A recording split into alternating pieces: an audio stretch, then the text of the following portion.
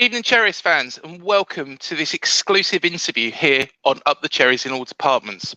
Before we start the interview, I need to give thanks to my sponsors, Dental on the Banks, and here's a bit about them now.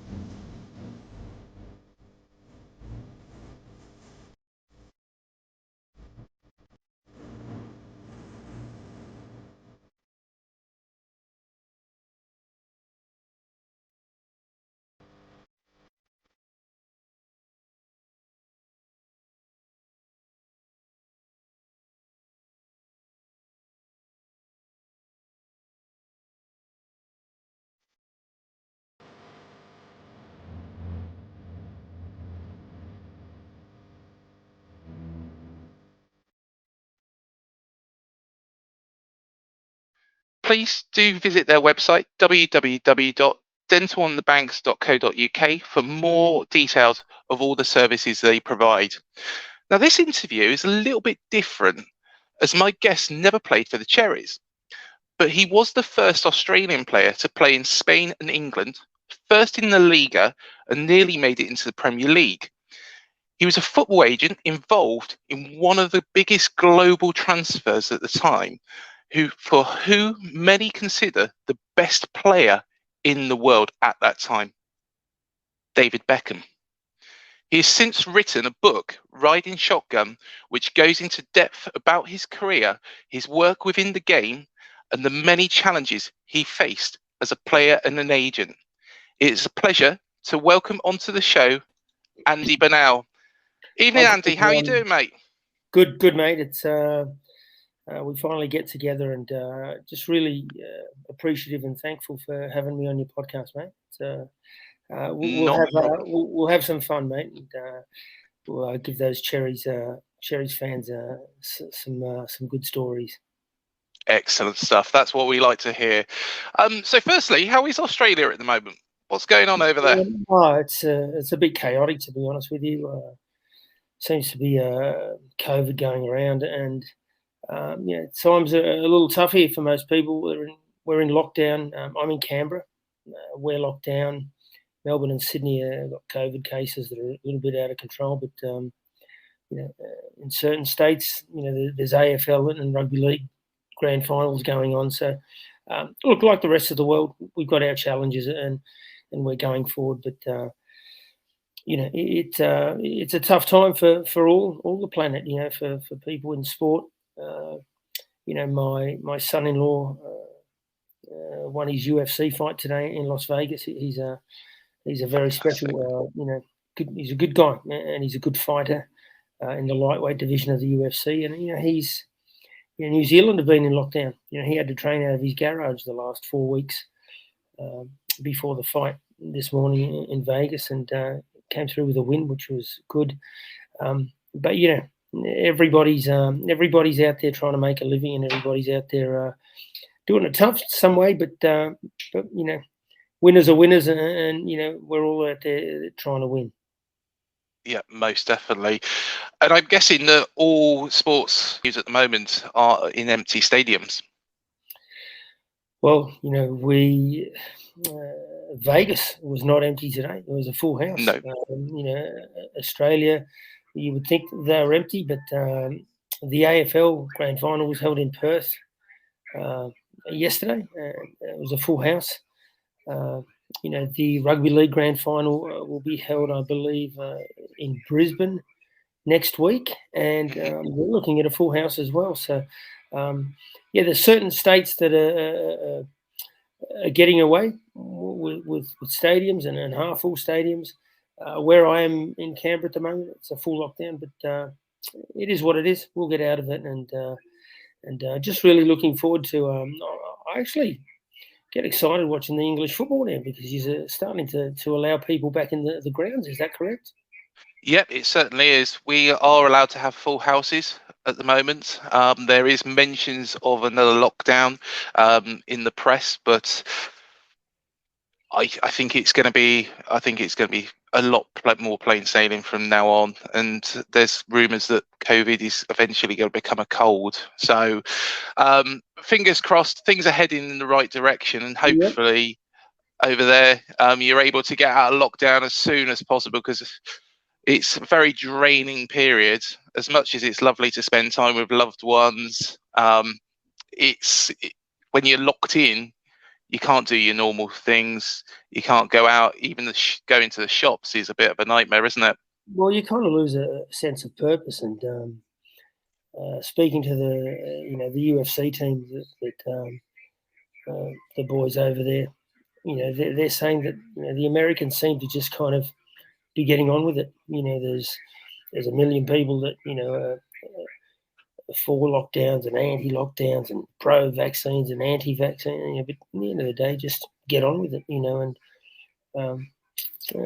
eventually, society, works its way through, and you live through these things. And it's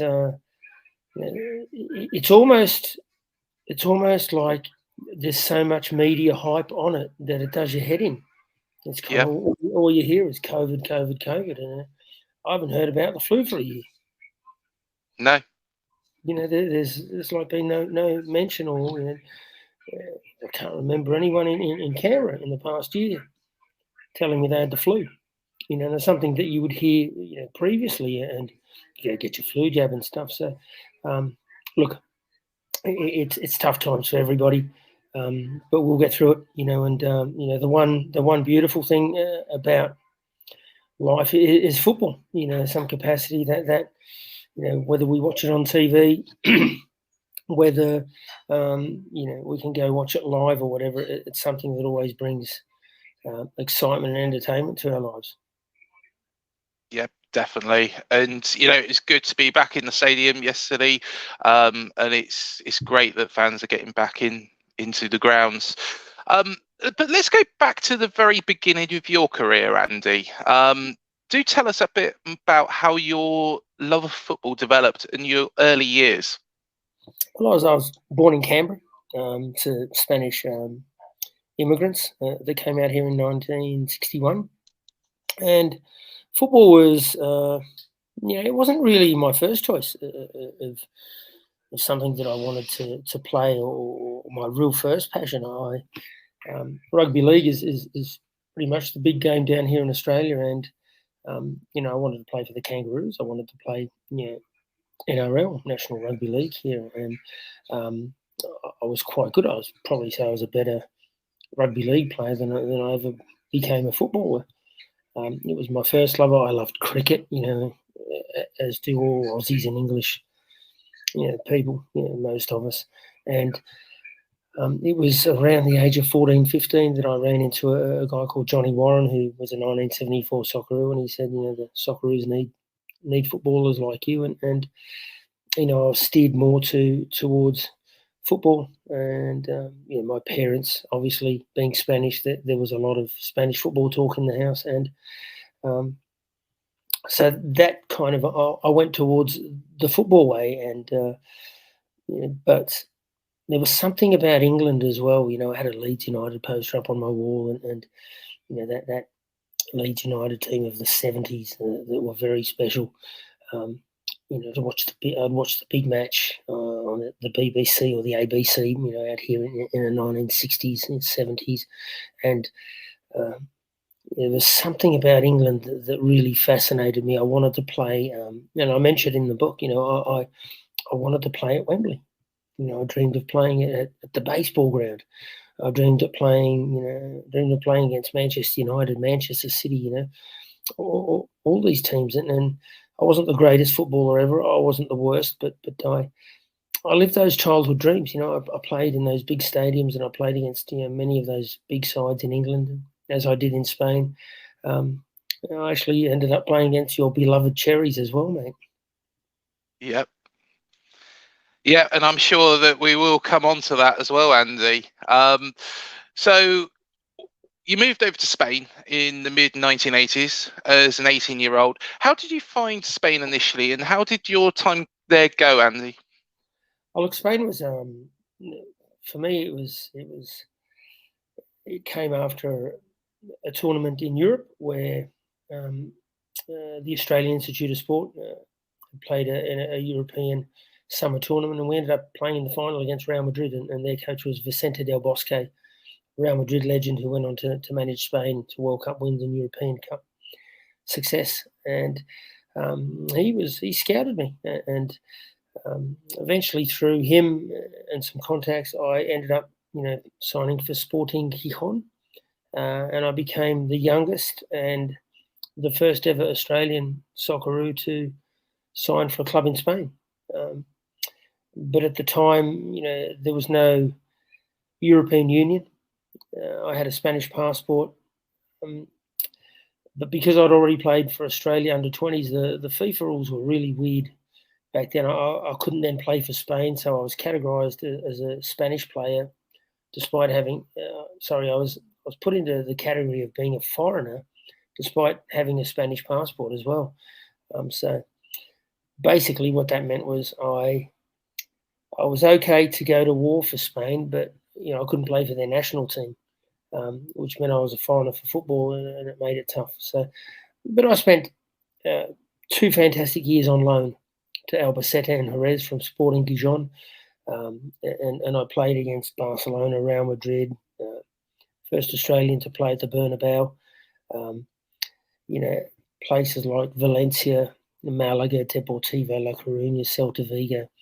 At 18, 19, 20 years of age when at birth, 2-3 years after, being born here in Canberra, I was told by doctors, my parents were told that I'd probably never be able to walk without pain on a left knee that was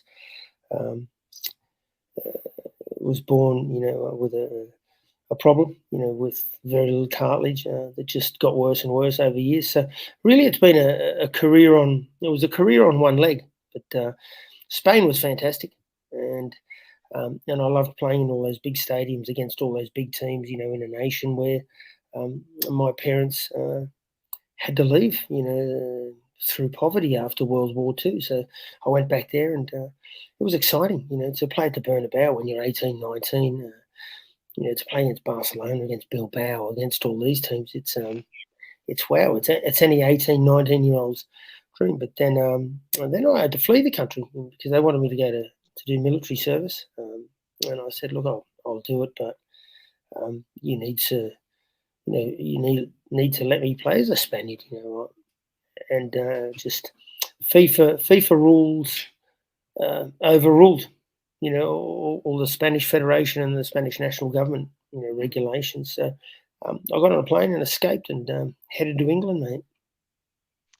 And when you arrived in England, and that was in 1988, you were brought to this country by a manager who many consider amongst the best to have ever lived, Brian Clough. Lots has been said about him before. He's very charismatic, outspoken, many times controversial. What was he really like for you, Andy?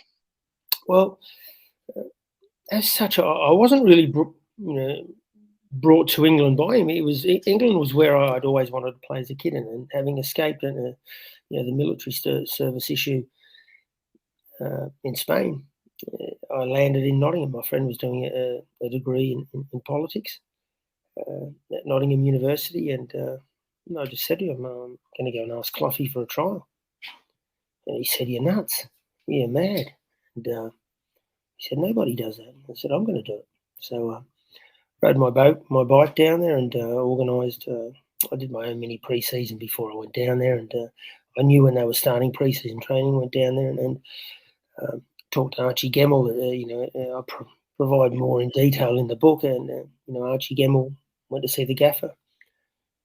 Gaffer said he'd see me, and I went in. I chatted to Brian Clough for an hour, and most of the conversation was about our love for cricket. He loved cricket, and we spoke cricket. And then he called Archie Gemmell back in and said, put him between Des Walker and Neil Webb. Andy's going to start training with us pre-season. And I was at Nottingham Forest for 3 months. I became only one of 2 Australians to ever be signed by arguably the greatest British football manager ever. He was a mad genius, and learnt a lot from him, a real lot. And he was a good man to me. For some reason, he liked me. He probably, kind of crazy, attracts crazy in a way. And he liked me, and he was honest with me. He said, Andy, you're doing great in the reserves.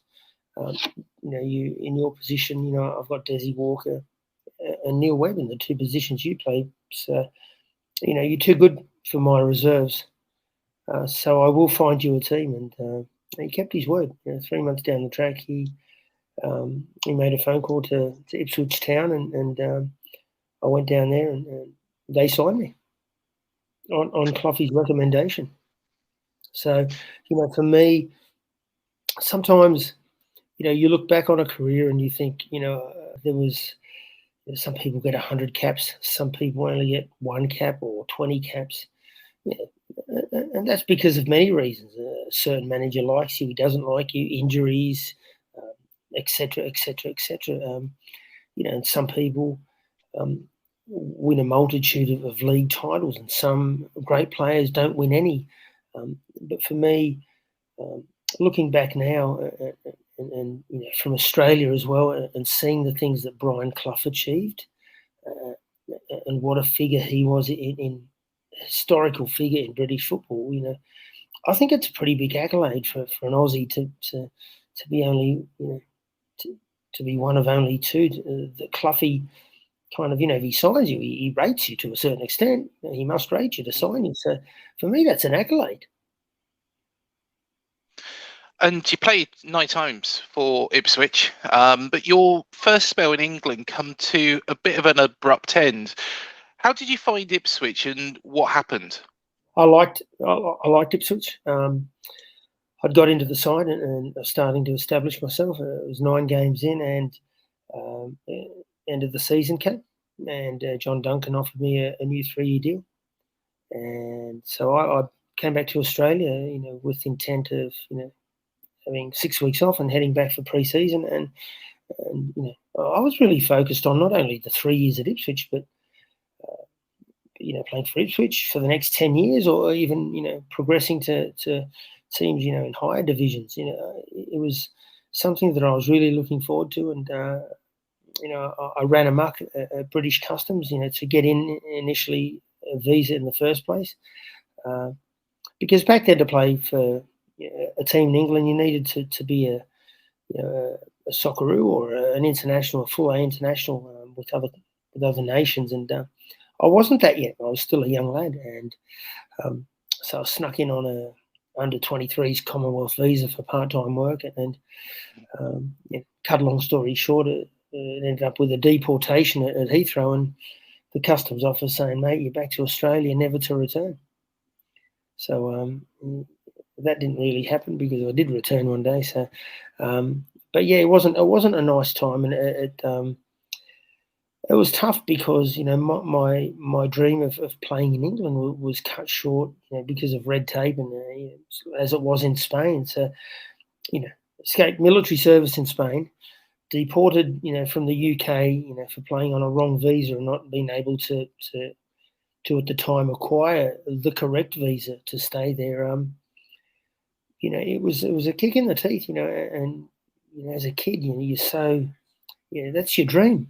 Overnight you're back in Sydney and you're playing in the Australian, National Soccer League, which is, it wasn't a bad league, but it wasn't where I wanted to be in Europe. And I was of the quality that I could have played, 200, 300, 400 games for Ipswich, or maybe even, gone higher. But it was what it was, and spent years in Australia, and ironically, playing what I believe was probably not my best football. I was capped by the Socceroos while I was playing back home in Australia. I think the 2 years in Spain and then initially getting into the Ipswich Town side is when I was playing some outstanding football for a young man, and I wasn't captain. And then I went back home to play for Sydney Olympic. We won a National Soccer League title, kind of half part-time football, and capped by the Socceroos then. So, look, you can't complain. I ended up getting back to England later on and playing in all those big stadiums and kind of living my football dreams. But it was a ride where I probably missed 200, 300 games in Europe, because of red tape, bureaucratic red tape back in the the mid '90s. Which has changed now with European passports and things like that, and more kind of freedom of movement within countries. But, at the end of the day, it is what it is, and I'm not bitter or twisted about it. You can seem very ungrateful. Some people will never even play for their country. I played 21 times for the Socceroos. When I really was a 100 cap player, 150 cap player, but my knee was never going to allow me to do that. So I've lived my dreams within my physiological kind of boundaries or limitations, and but for me, the times over the past 7 years, the last 7 years, that I went back to England and skippered Reading. I lived all my childhood dreams there. And as you mentioned, you got that break in 1994. You were signed by a newly promoted Reading side, and that was by Mark McGhee. What was the expectation when you arrived? So newly promoted side, was the expectation quite low? You know what? I didn't really know what to expect. I'd been signed by obviously Mark McGhee, but his assistant was a guy called Mick Hickman, who was my head coach at Sydney Olympic in Australia when we won the national title. And Mick was an expat English guy, had played for Blackburn Rovers in the, I think it was 60s, late 50s, 60s. Good guy, Mick, and he'd become McGhee's assistant. And he said, "We're looking for a right back." And I said, "Oh, Mick, I've never played right back, but I'll play right back." So that was kind of. And, I wanted to go back to England so much that within a few weeks I found myself signed for Reading FC and turned up to Elm Park. And you've probably been to Elm Park, before. Yes. A small little ground, in a part of Reading with little terraced houses, and it was a beautiful little ground. Fantastic atmosphere, a very, very different to the stadium they have now, which I also played in. But who would have known when I signed for them? I signed for them, and for me, the idea was heading back to England. Playing football in the Tier 2. I think it was the Championship then. Is that what it was called? I think so. Division 1, I think, at the time, wasn't it? And playing against a lot of fantastic teams, and Leeds United, Middlesbrough, all these teams, and in the FA Cup against Manchester United. But we had an outstanding season, with very, they'd kept the side. Most of the side that had gone up from Div 2 to the Div 1 was kept. McGhee brought in Darius Dovcek from Celtic, myself, Simon Osborne from Crystal Palace, and Paul Holsgrove from Millwall. 4 signings. And, man, we came second to Middlesbrough that season. We were a fantastic side, and we lost the playoff final to Bolton, but finished second. The only year, in English football history that second has not gone up directly to the Premiership. But again, played at Wembley Stadium, 70,000, 80,000 there, and played in arguably one of the greatest Reading football sides ever, and it was just amazing to be around that season. It didn't quite happen, in the subsequent seasons, but that first season, was wow. You'd go out to play and then you'd be Sunderland away, Leeds away. It didn't matter. You'd kind of think, we're going to win today. Like, it was just, and the style of football, it's kind of, sometimes you find it at whatever level, it's a once in a lifetime feeling or zone or vibe that you find with a team. Sometimes a team like that is kept together for 3-4 years, and you've seen it with European champion sides. There's just something that happens, and the place becomes very successful for a while. For Reading, to maintain and keep a very special side like that was going to be difficult. You need cash, you need money, and people. With playing well, comes the attraction from other clubs, and interest from other clubs, and the side that the next few years after my first year at Reading disbanded, and kind of people went here, left, right, and centre.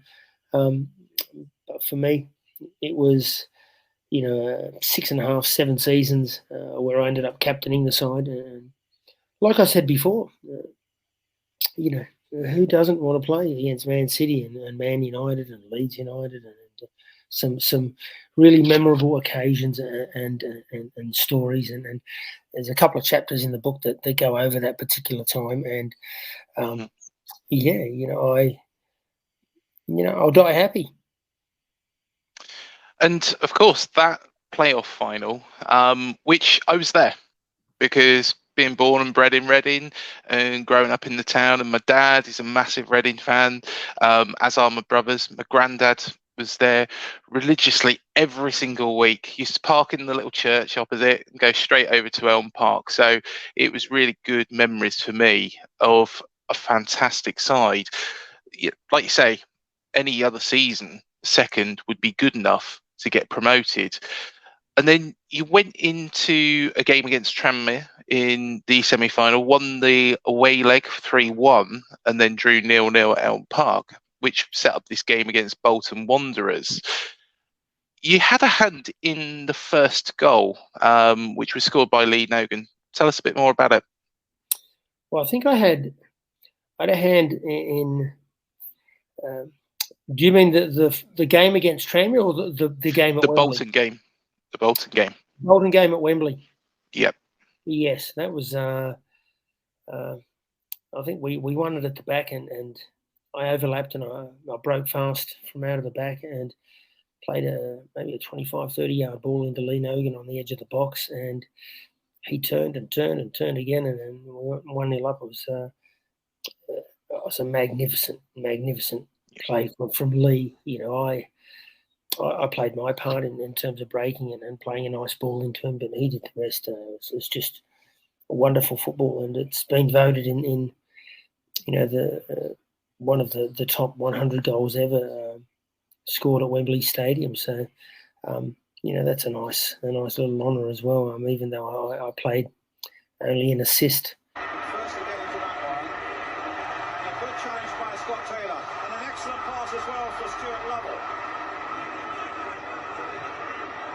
For Bernal. He loves coming forward to play the nice ball in to Lee Nogan. Nogan's done well. He's done really well. He scored a super goal. A wonderful goal for Reading. That was an amazing piece of finishing. The coolness. It looked as though there were 2 or 3 moments when he might have shot, but he kept his head and he found an even better opening and finished in the most superb style for Reading. 1-0. It was a wonderful move right from the beginning, but look at the confidence of Nogan there to twist and turn. It was Stubbs that he beat initially, then Scott Green came to him and he placed it in the corner. He didn't power it, he knew exactly what he was doing. Left foot, marvellous start.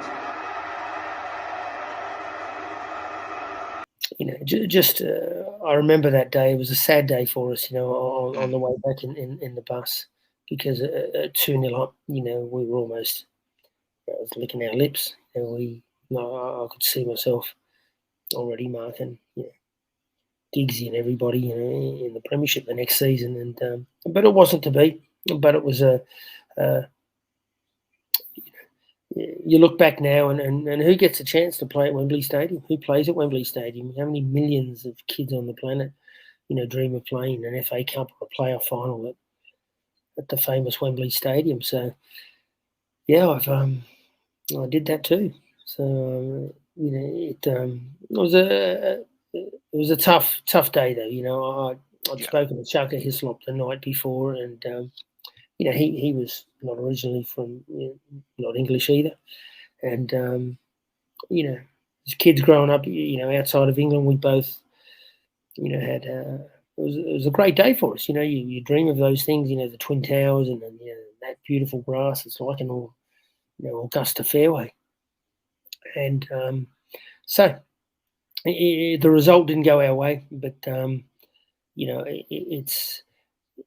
it's a beautiful memory to have played there, and I wish the result could have been different for Reading fans, but it wasn't, and that's football, and you just get on with it and you move on. But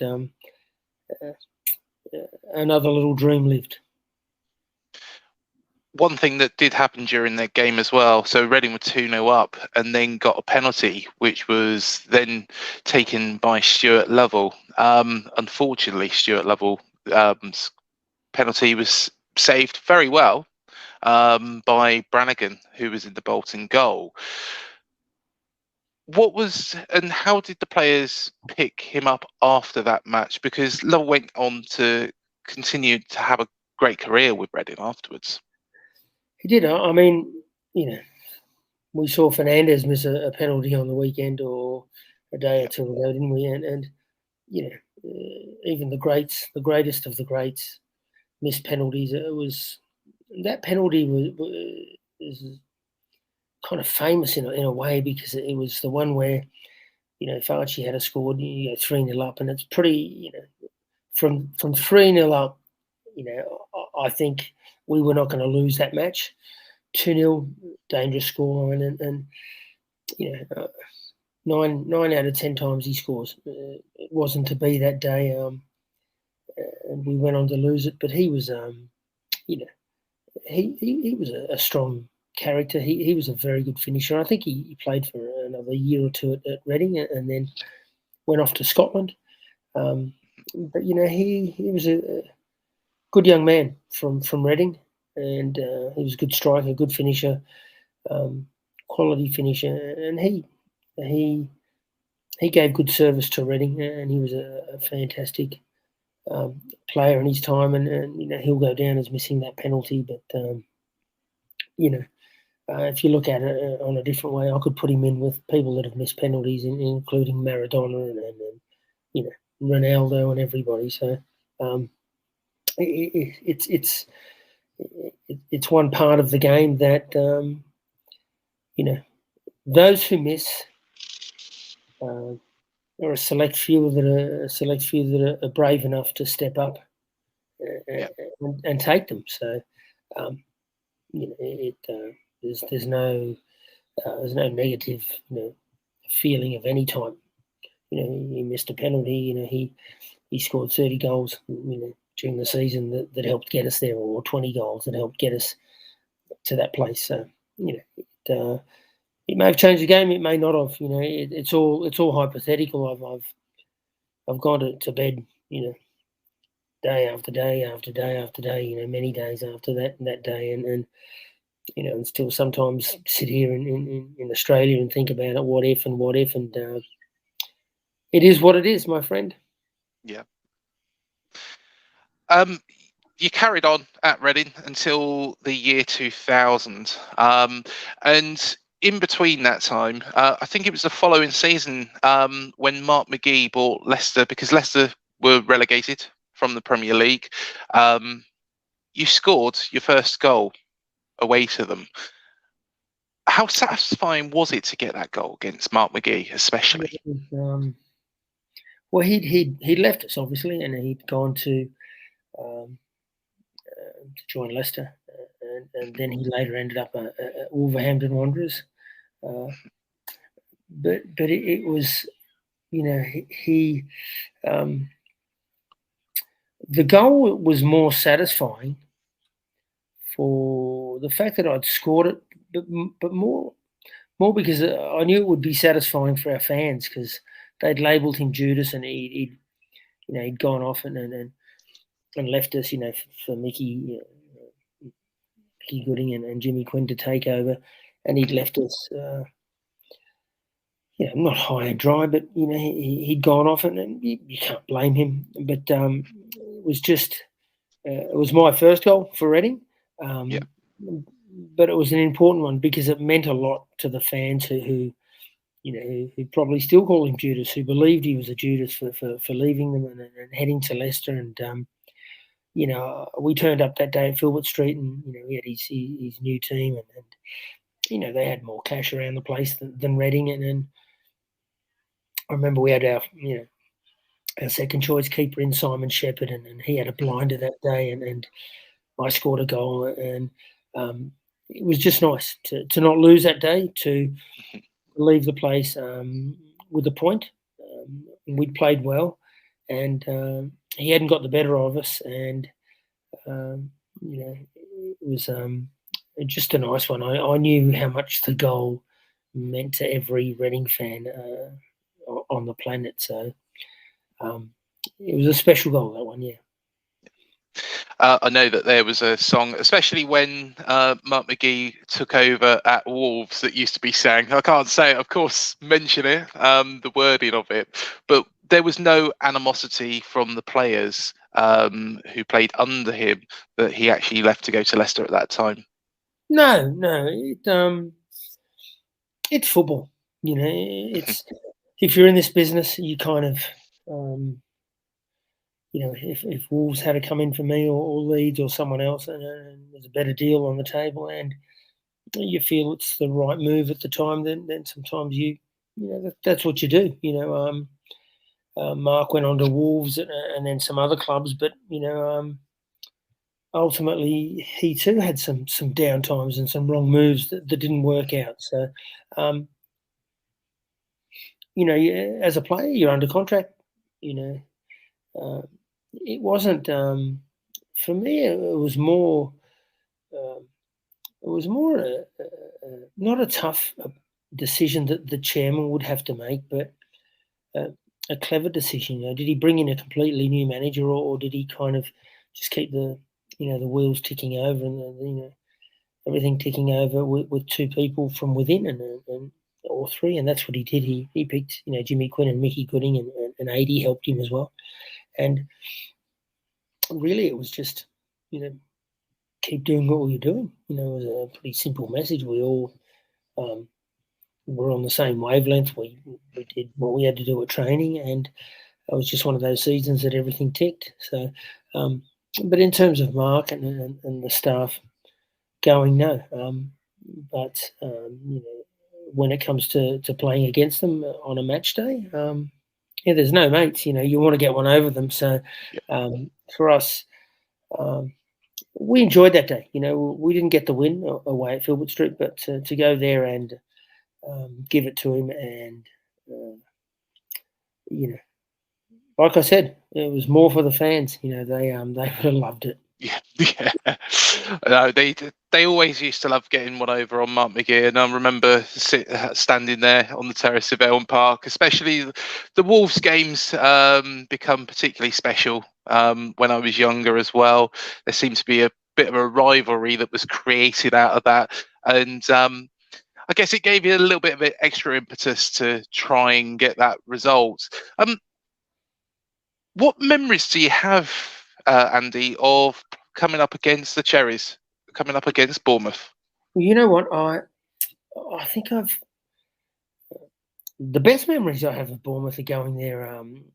They used to, Quinny and Gooding used to take us there for a week or two, kind of break every now and then. So we'd go down by the seaside and just have a couple of weeks down in Bournemouth, which we really enjoyed. It was kind of no football, just a bit of a break, hang out down the beach, and all that was kind of middle of winter, but it was still a nice getaway. And I liked Bournemouth. I really, there's something about the city that I liked. It was very like an Australian coastal city.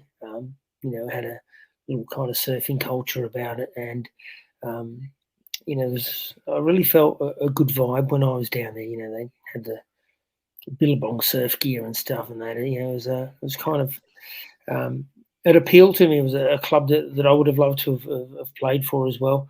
When I went down there, I think Eddie Howe was probably their star player. Yeah. Yeah, The famous Eddie Howe. Yeah, so he was playing really well. I can remember playing at the pitch. Can't remember the name of the stadium, and I apologise for that. Dean Court. That's it. Do Bournemouth have a new ground, a new stadium now, or is it still Dean Court? It is still Dean Court, but it was rotated. So what's happened is the ground was actually turned round. So it's effectively a bit of a new build, but it's still a very small ground compared to a lot in the Championship. Yeah, so I remember playing there once or twice. I definitely have played there, and I think on both occasions we got beaten. Bournemouth were a pretty decent side the times I went down there. We might have got a draw, and the other one we lost. But again, playing it was a particular time when they were playing really good football too. And Eddie Howe, I remember he was their number 4, and Yes. or your number 4, and he had a good team. We had a good team at the time. We weren't, the best Reading side that I'd played in, but there was certainly a good football vibe about the place. It reminded me a little bit of, of kind of when I first landed in Reading. It wasn't, particularly one of the bigger clubs, as some of the other ones in the Championship, but kind of a family atmosphere about it, and certainly a club that, I didn't play for them, but it wouldn't have been one. It would have been one that I wouldn't have had a problem, playing for Bournemouth. It would have been an enjoyable ride, that one, down by the beach as well. And of course, you ended up playing 187 appearances for Reading until 2000, where you had to retire through injury. If you're happy to talk about it, Andy, what happened afterwards? Well, I think it was probably played more than 180. I think it was 226. I think with cup matches and everything. So I only ever bring up matches and that because I try and get them as correct as possible, because I wish I'd have played more. And sometimes my knee didn't allow for that, so I think I played 226, which I'm quite happy with on one leg. I wouldn't have passed an MRI scan when I went back to Reading, and football ended. And I wouldn't say that I was lost, but I I wasn't sure what I wanted to do, and just by chance, I got an interview with David Beckham's agent in Mayfair, and rolled up there in a cab, and he took me on, and part of it was to become a scout for him and find him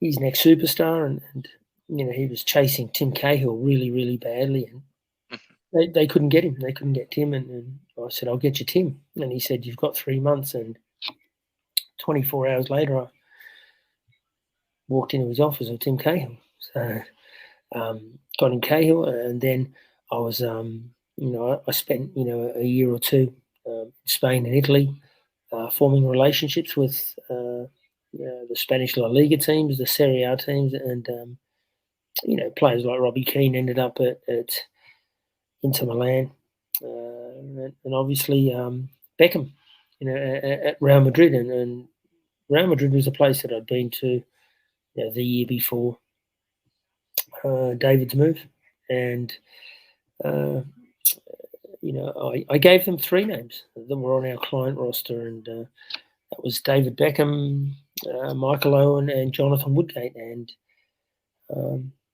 they all ended up signing for Real Madrid.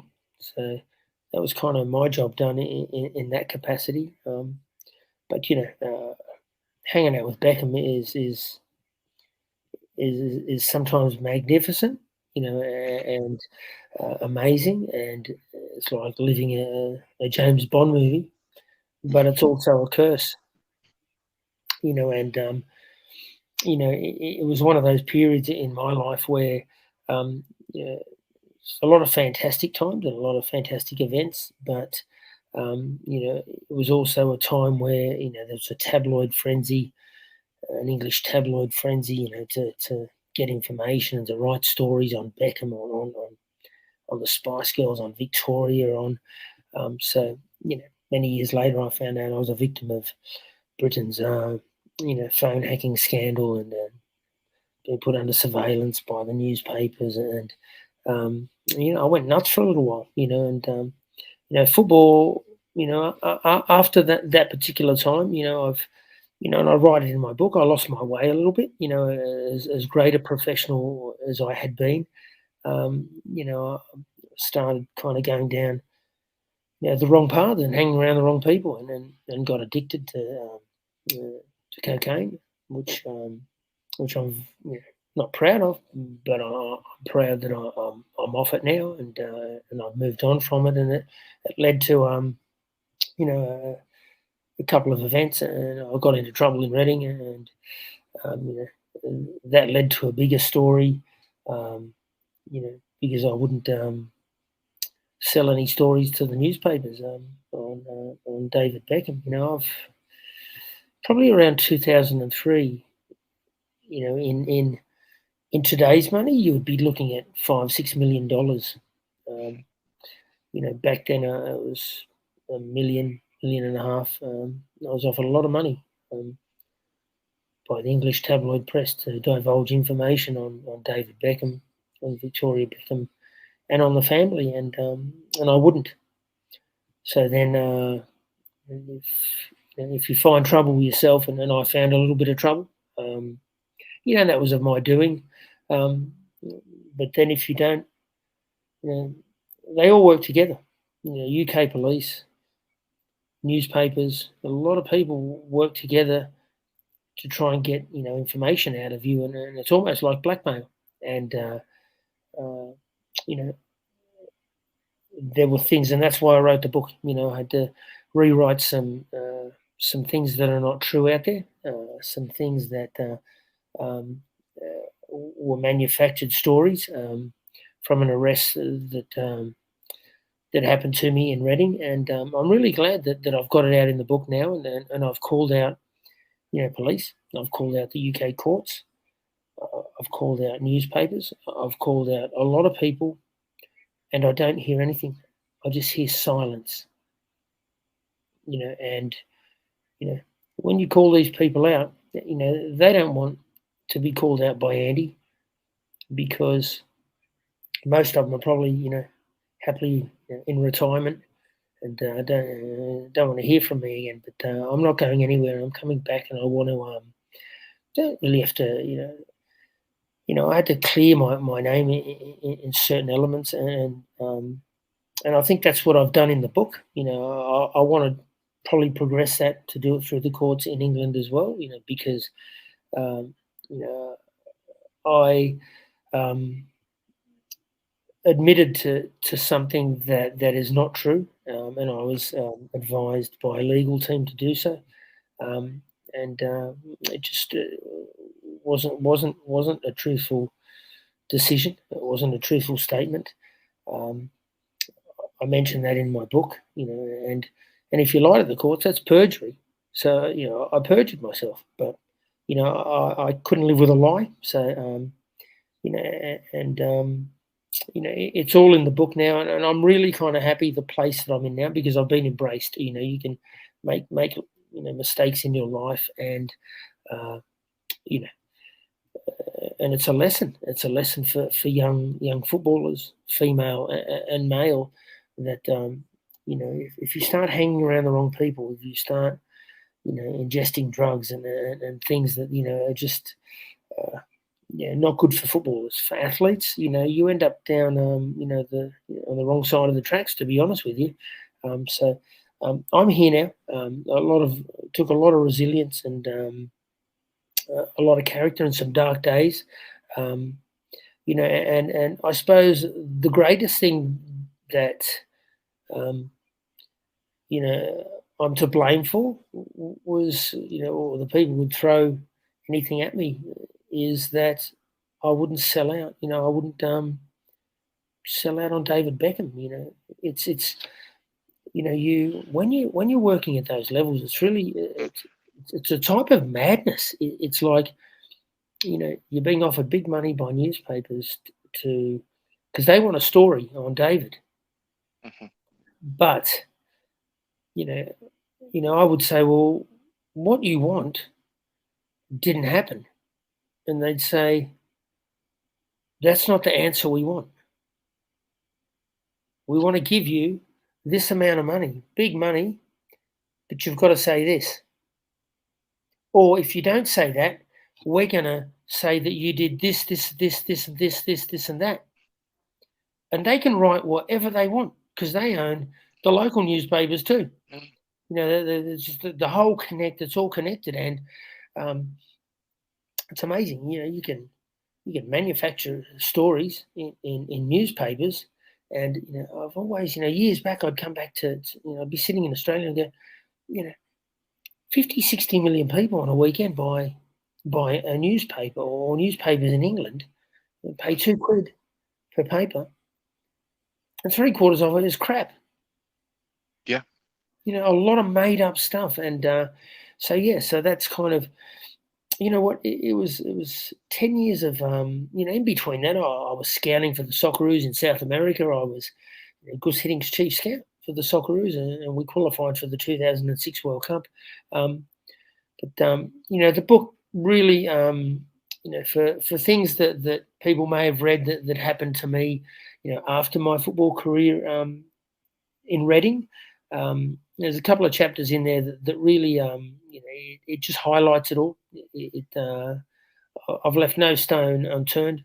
I haven't got into real specifics of court, and evidence stuff, because it's something that I will probably want to take to court, in the UK, because whatever's been written is not true. So, and I'm happy to jump on lie detector machines, on whatever. But for me, the kind of almost greatest endorsement of if you come out and tell the truth and you call out, police and people like that, they'd usually retaliate if you're talking crap. But they just want Andy to go away. I'm their worst nightmare. I've come back, but that's cool. Yeah, definitely. And hopefully, fingers crossed, you get that chance to clear your name of all this wrongdoing that's been mentioned in the past. Well, I've done that in the book, and I can only give you my truth. And, I'm happy to take it further. And I'd like to do that. But, it's, as it stands now, I'm really happy, because I know what the truth is. And there's people out there that know the truth as well, that are silent right now. They're not saying anything, and you won't hear from them. And I call them out. I try everything, and I still don't hear from them. And it's like, for example, the girl that sold a lot of stories about Beckham, for millions in the papers. I've called her out. She doesn't say anything. She won't be getting any more money from newspapers, because I've now told the newspapers that they paid for lies. So how stupid do they look? Yeah. But anyway, let's get back onto football, mate. It's part of something that happened.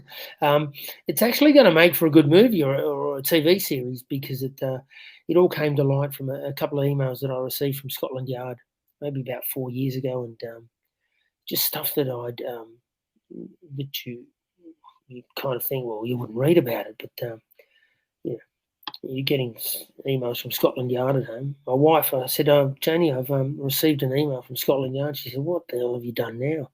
And it just kind of put a lot of everything that I thought, was going to be difficult to come out and say and put right. All the answers were kind of there, and whilst you do find the occasional bad apple in police, in general, there's a lot of good police officers too, and so these ones were kind of my angels from above, mate. Excellent. Well, one thing I wanted to speak to you about, Andy, is a lot of people, when they think of football agents, they think of people with looking for the biggest move to fill their pockets, which I know is far from the truth. What is the process from a club inquiring about a player? So if Bournemouth was to inquire about a player of such from another team, what would be the process from the start to that player signing for that club? If Bournemouth wanted to sign Pogba from Manchester United, That'd be nice. they would make contact with Manchester United, and they'd say, "We want Paul Pogba, and we're prepared to pay £100 million, for example." Yeah. If Manchester United are happy to sell him, they would then say, we're on the money with that transfer, with that amount. We'll allow you to speak to the player. Mm-hmm. We'll talk to the player and say that he's had an offer, and then Bournemouth would have to speak to the player through his agent, Raiola, and they'd ask for their terms. And then if the club, there's only ever a transfer if three parties agree: the buying club, the selling club, and the player agreeing terms. So those three parties are the ones that you always need to come to an agreement. But it's not simple, and it's not difficult either. It's just all about money and timing, and but there's a lot of wheeling and dealing of agents. That these days there's so much money in the game that a lot of respect has gone out of the gentleman kind of phone calls from one manager to another and things like that. There's so much wheeling and dealing behind the scenes. There's some agents that have 7, 8, 9 players within a football club, so they wield a lot of power. It's big business. There's teams like Bournemouth, they probably can't afford to pay £4 or £5 million worth of agent fees a year, and they probably have to in the end. It's become quite ridiculous, to be honest with you. I every now and then, still kind of try and scout a good kid, and try and help them. But I'm not a full-time agent as such, and I just don't like. I've worked with the top agents in England, and I don't like the kind of people they are. I think the focus is on money, on making money, whereas my focus, coming from a football background as a player, and I really care about the young kids, and what club they go to, and what development they're going to get, and things like that. Whereas,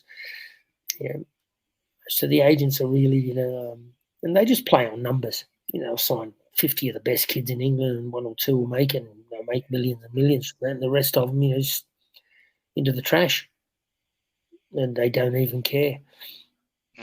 But a transfer like the Beckham one to Real Madrid is just, it's just opportunity meets kind of the right timing, and then he'd fallen out a little bit with Ferguson, and Real Madrid were looking to, at the time David was, but he was the biggest sports star on the planet. Yeah. He was England captain. On a marketing level, he was, a dream for every club. In the first month that we were in Madrid, only to Japan, Real Madrid sold 1 million shirts with Beckham on the back of them. 1 million shirts in the first month to Japan only. That's 75 euros a pop. That's 75 million euros in shirts, and they paid 35 million euros for him, something like that. So he was a marketing dream. He was married to a Spice Girl, so and that was kind of Fergie wanted him out for many reasons, and the opportunity came up, and he wanted to go to Real Madrid, and that's where he ended up. But not before I'd visited Barcelona, and after my visit, they then made an offer to Manchester United, which was both clubs agreed on a transfer that Beckham would go to Barcelona. Man United agreed on the fee. But then you need the third party, and that was David, and he was never going to go to Barcelona. So, yeah, I suppose if I'm not sure, are you trying? Do you want any kind of specific answer on how agents work, or is there any particular deals that you kind of feel you want to know more about? I'm just it's a snake pit, and it's you'll have players at Bournemouth, young kids that come through, and they'll quickly be represented by the top agents who manage the top stars that play for England, and so these managers have a lot of power, and they'll have players, 6 players at Chelsea, for example, 4 players at Man United, 5 at Man City, and then they'll have a young kid at Bournemouth, and they'll put pressure on the Bournemouth club to bump up his wages, to give him big wages. If not, they'll let his contract run out, and then, off he goes to Man United as a number 40 player. It's detrimental to the kid sometimes. He's getting big wages, but he's not playing, and then, and Bournemouth lose a good player, or Reading lose a good player, or QPR lose a good kid. But it's a murky world, my friend. And there's lots of examples. So some of the examples I can think of, so with regards to the shirt sales, and it's something that I never really thought of, when, say, for example, PSG signed Lionel Messi, how many shirts are they going to sell worldwide with Messi on the back? Man United signing Cristiano Ronaldo, it kind of pays for itself. But also, it's quite interesting what you mentioned there as well, Andy, because there have been players that have left both Bournemouth and Reading. So, for example, the Ryan Fraser situation that we had, where before Project Restart happened, so when we went into lockdown, the season was suspended. Ryan Fraser was in contract till the end of the season. At that point, he stopped once Project Restart kicked off again and games were ready to go. He didn't want to sign that further contract because he didn't want to get injured. There was Arsenal being floated around at the time as well. So he didn't want to get himself injured.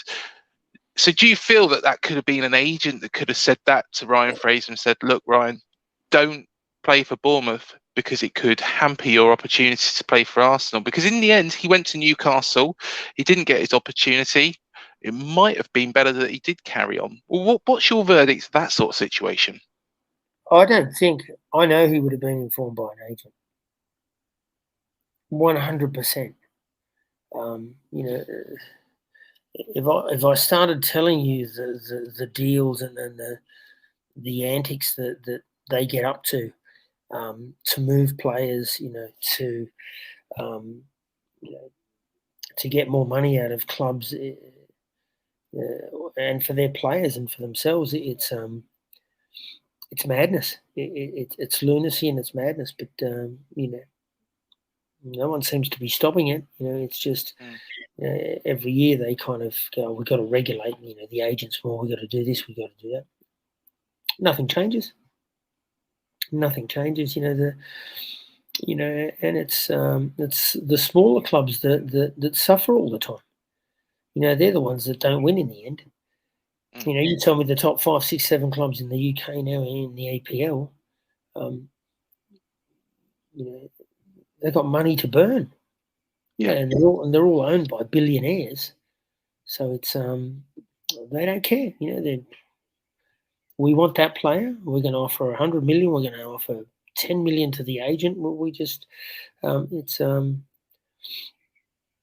it spiraled. It's once you have, I saw it when I was with SFX. They had Beckham, and they had Owen, they had Steven Gerrard, they had Dwight York. So once you start having all the good players, then they can go into the next England camps, and they approach the under-17s England captain, the under-18s England captain, David Beckham's agent wants to sign you. The kid signs up. It's just you end up where management companies,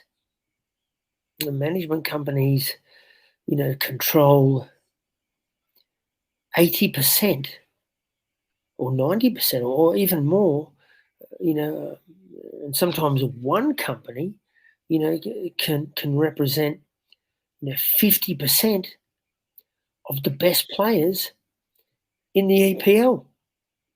So you control the league basically. I don't even have the right word for it. It is what it is. It's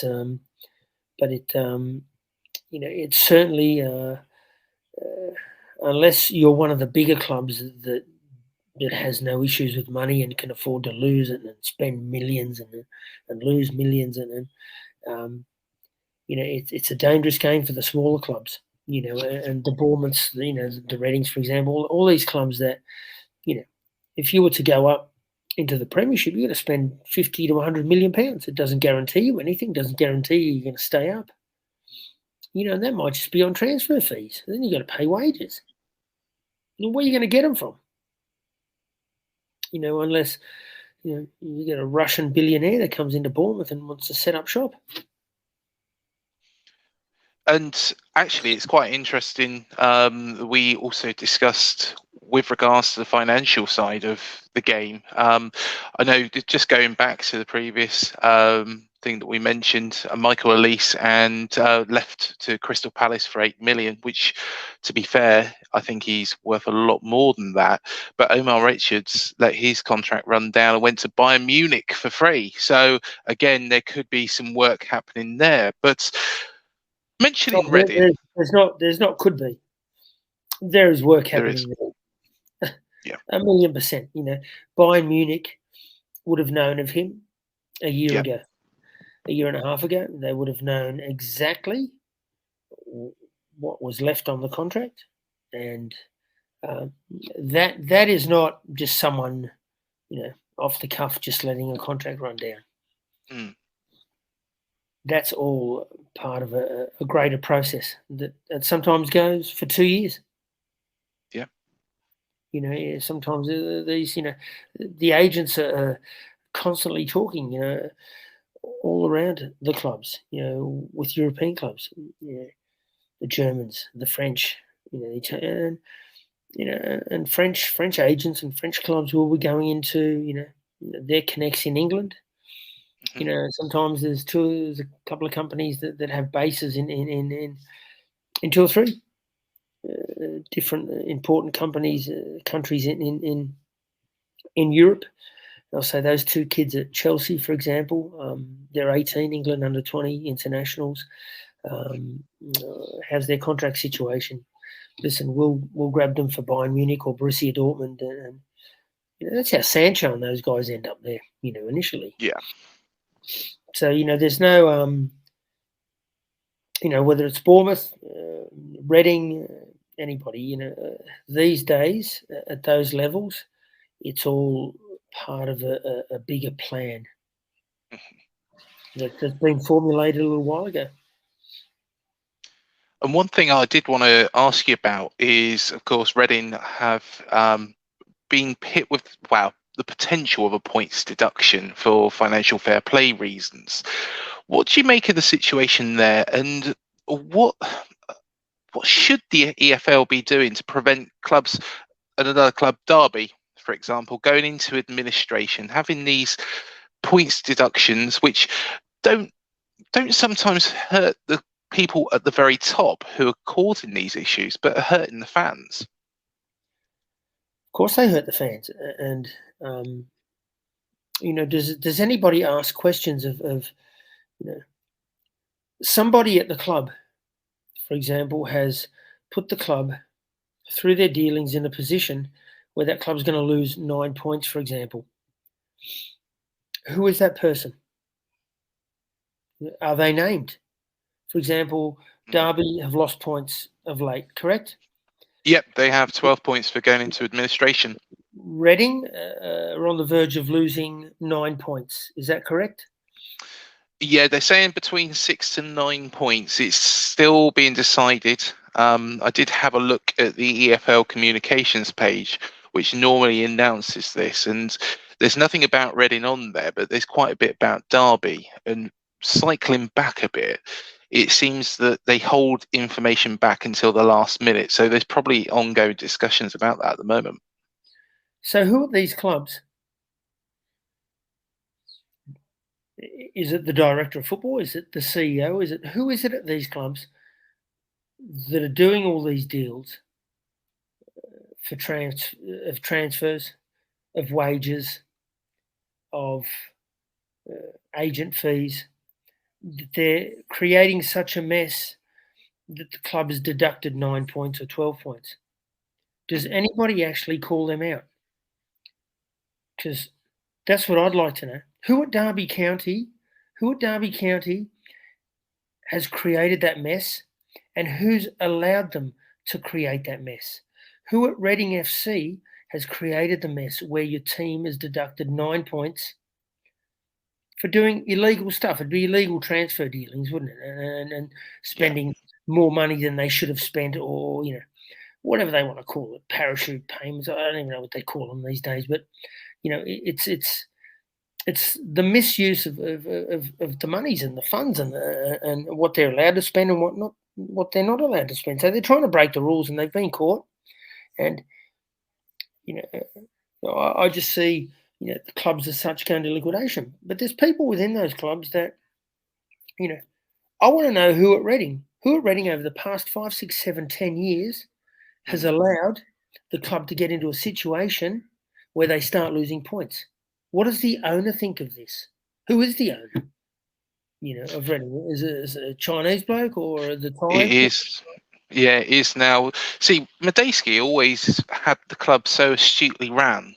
Yes. He ran it so well, very much like a business, not so much a football club.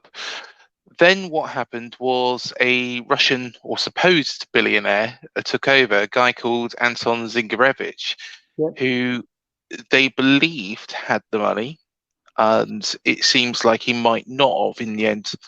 Not sure. I think only people within that circle would know the real ins and outs of what happened there.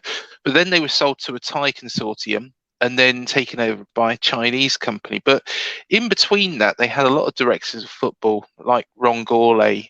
And I believe that there's a lot of issues that were caused through that. But now Ron Gourlay's left that football club, so left Reading.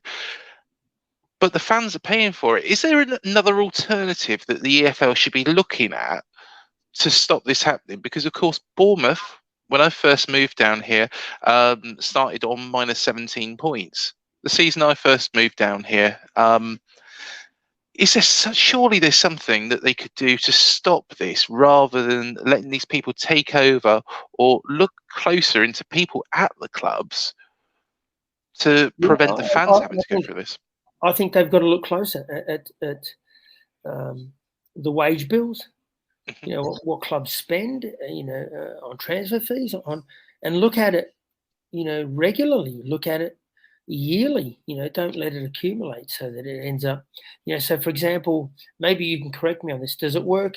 So Reading now, the 9 point possible deduction is that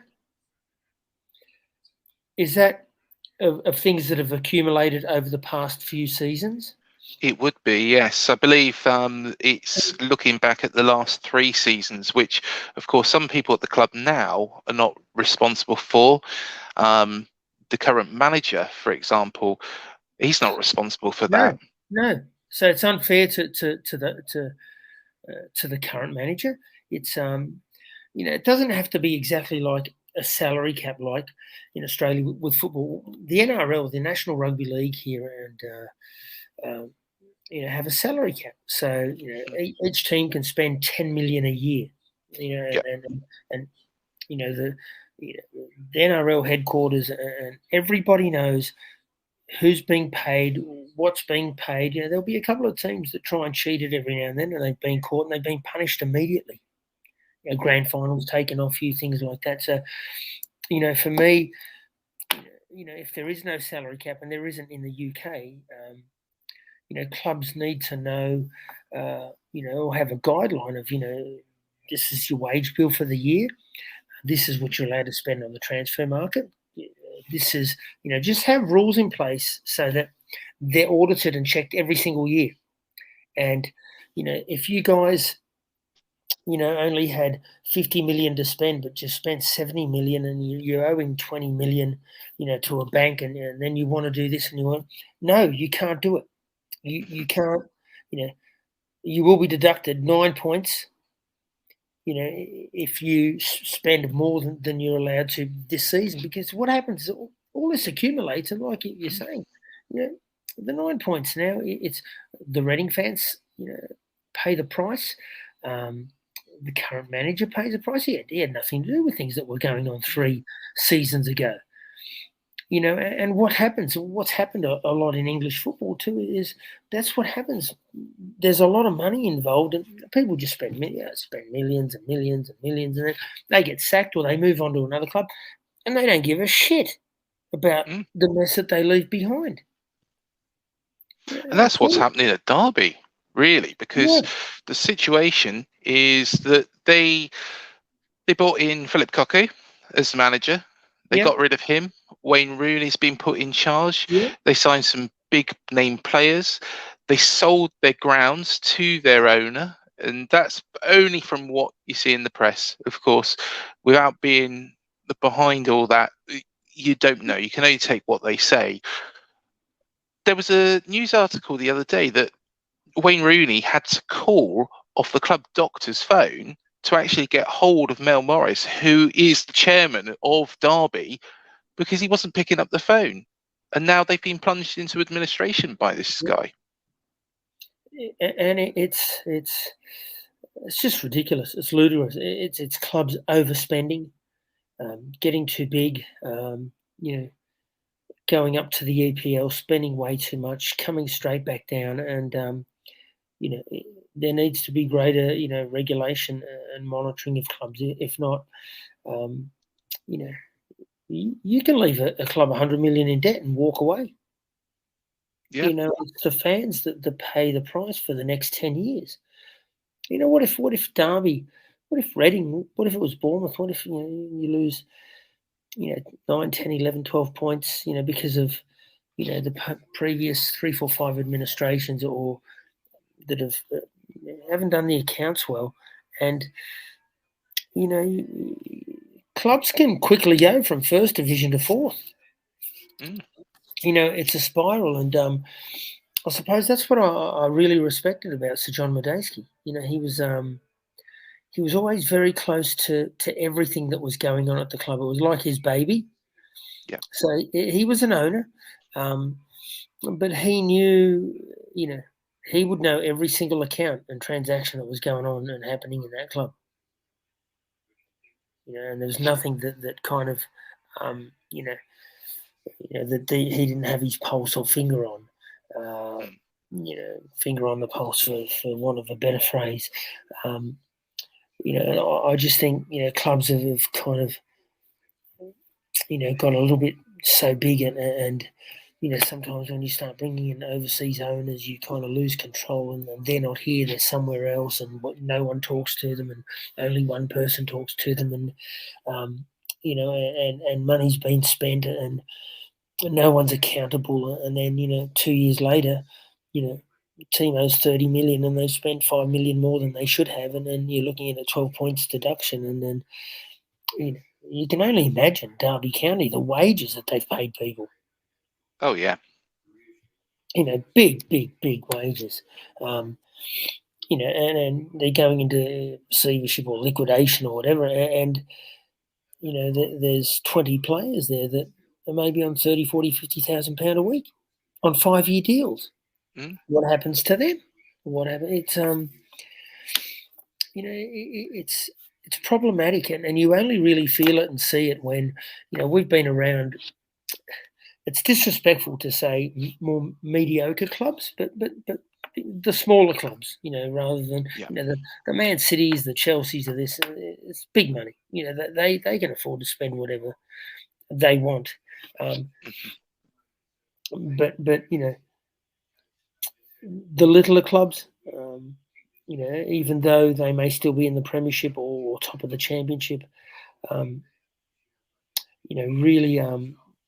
really need to be. I don't know if guided better or helped out better by the authorities in terms of, monitoring, every single transaction that's going through that club, really, because it impacts the city and the fans in a real negative way, and sometimes through no fault of their own, and it's not fair. What happens is there's no regulation. People are spending more money than they should, and a new shirt comes out, and the fans are expected to put money in their pocket for a new coloured shirt, and new this and new that.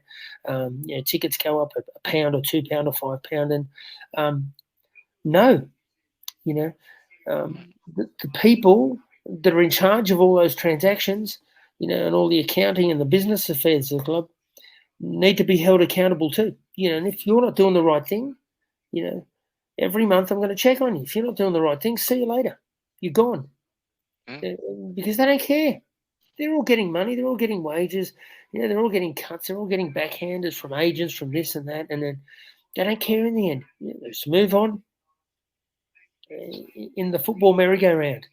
And the ones that suffer in the end are the fans, and that's not cool. Yeah.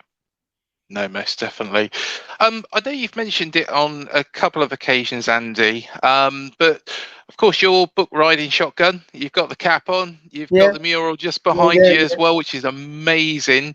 Do tell us a little bit more about it, because of course you've already mentioned a bit, but do tell us a little bit more. Well, it's really, it's my autobiography, and a lot of it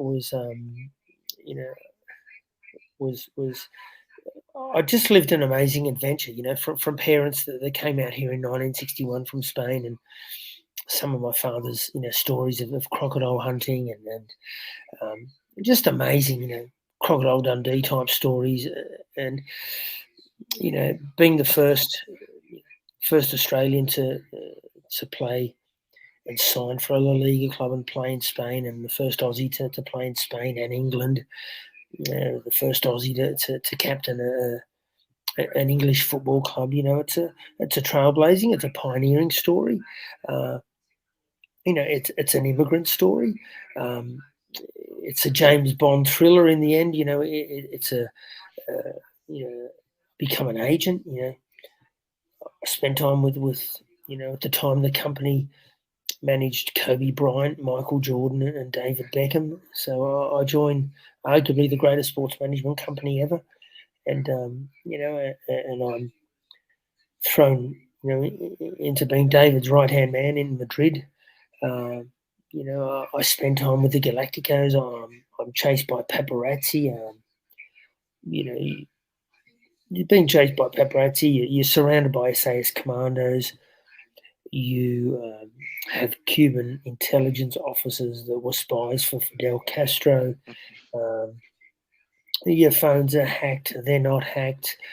You crash Porsches, Ferraris. You just call Ferrari up and they give you a new one because it's for David Beckham, and then you come back to Australia and your daughter marries a young man who's now, a top elite UFC, star. In between, I scout for the Socceroos in Colombia, Argentina, Brazil. Madness. It's just but ultimately it's a beautiful educational football story for young people.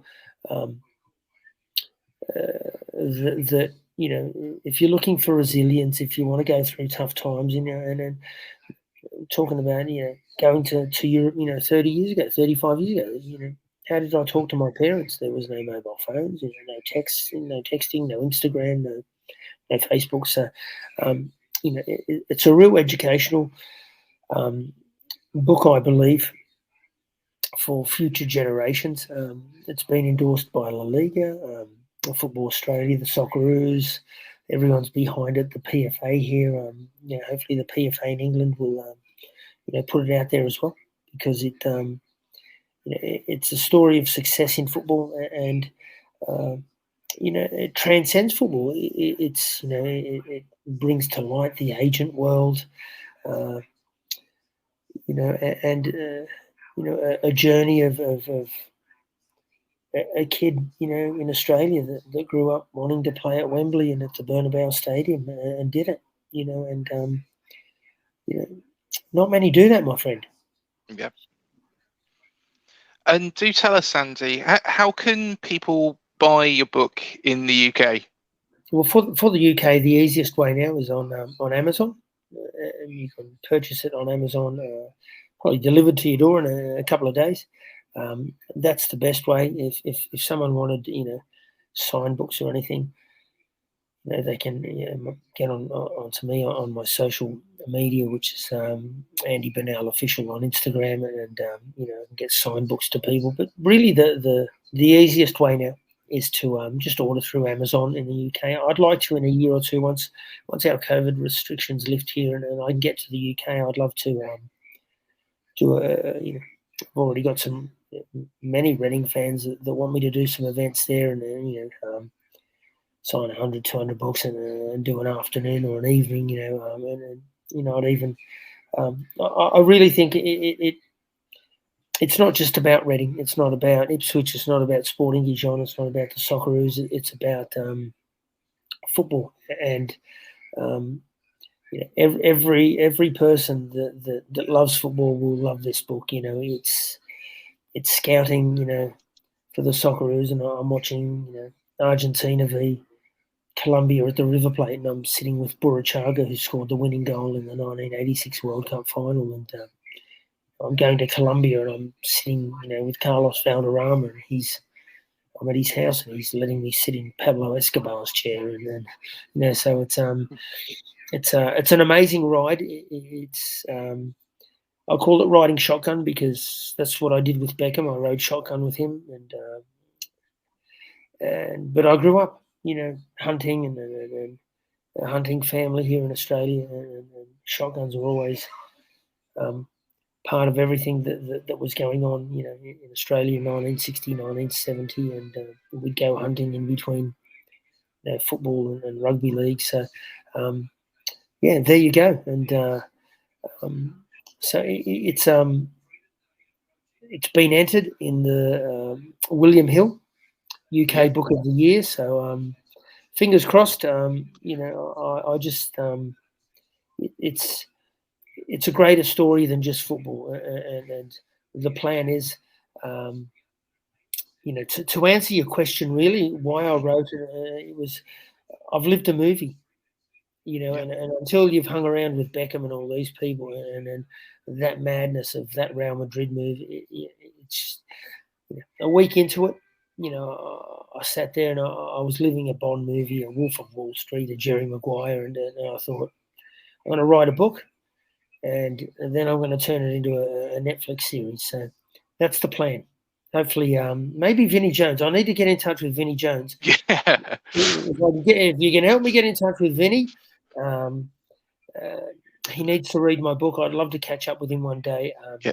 I respected him as a player. He's in one of the chapters. So we had a little dance together as such, and get onto him. Everything he's touching is turning to gold. So there you go. If you can help me with that one, much appreciated. I'll give it a go. Would Vinny play you, or would you have to have somebody else play you so Vinny could be in the film? Here's a question. Vinny's definitely in the film. He's this is sad and good in a way. That Beckham's head of security was a guy called Merrick McDonald, a former SAS commando, and at Baghdad too, was a whole lot, and the head of SWAT. Okay, and unfortunately, he got blown up in a car bombing in Iraq years later after I'd left. But he was the chief, head of security for David and Victoria, and a good guy. Very sad that he went that way, but I learned much from him, and he gave me a 3-week quick SAS commando course, and gave me the stripes in 3 weeks. So I learned a lot of stuff off Merrick, and Vinny was that sort of character. He could play him, not a problem. Fantastic. Is there anything that you feel that you would have done different if you could have your time again? So from the very start, is there anything that you think that you would have done differently, Andy? No, not really. I wish I've had got more Socceroo caps. I wish I could have played for a couple of teams that were, when Del Bosque spotted me at 18, 19, I was of the ilk where I could play for the very top sides in Europe, but I was born with a defective left knee that was never going to allow me to do that. So to have played for Reading and to have played against all the great sides, and to have, played in Spain in all the big stadiums, as a regular player at 18, 19 in the league, it's a real big achievement. So I've loved that. If the only regret or thing that I wish I'd never experimented with cocaine after football, but I did, and unfortunately for me, like football, I'm excessive compulsive, and you just it was something that I wish, and people like Maradona, and there's a lot of people that have come out and said, I wish I hadn't done this, and I wish that's one thing that I wish I hadn't have tried, but I did, and it it led to things, some things not panning out, in the right way, but I think life as such is a journey, and there are some brilliant sunny days, and there's some dark days, and I think if you can come out the other side, and I've learned from all this, and I'm in a really good place now to give back in some capacity. Whether it's coaching, whether it's in the media, whether it's there's a lot of experience, and how can you pass on to the younger generations if you've actually never lived anything that's good and bad? Yeah, very true. Yep. So I'm receiving fantastic reviews, from people that are reading my story and journey, and because it's a truthful account, and for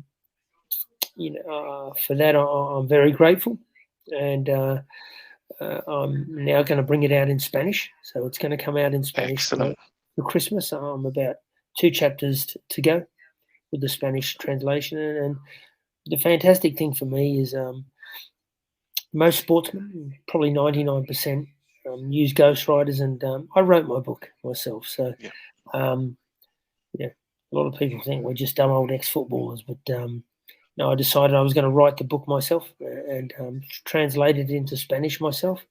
And who would have thought, football, I've lived a wonderful life, and when people read the book, I'm sure it'll inspire and empower many, and that's the plan. Excellent. I'm sure it will do.